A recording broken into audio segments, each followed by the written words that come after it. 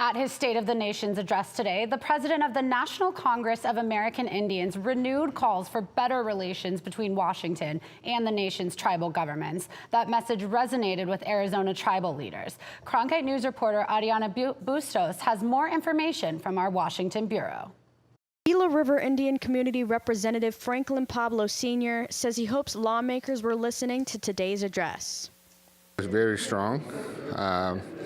And I hope that basically the senators and congressmen were listening, because basically we need that unity to have that collaboration between tribal and the federal side of it.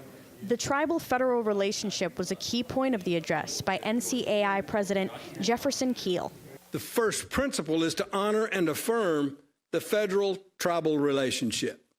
This goes back to the very beginning of the United States. Tribal governments have always worked directly with the federal government, not through state governments. Pablo says the address hit all important points, but there is no single approach for dealing with Indian country.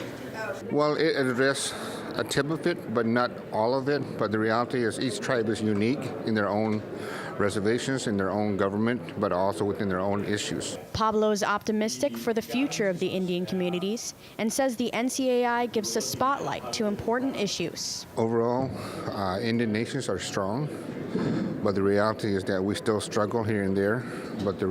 But also is that for this NCAI, this is a place where we come to make things stronger for all Indian nations to address some of these issues. Reporting from Washington, Ariana Bustos, Cronkite News. Today's State of the Nation's address kicks off 4 days of meetings by tribal leaders with cabinet secretaries and lawmakers in Washington, and working sessions on everything from the Violence Against Women Act to the Farm Bill.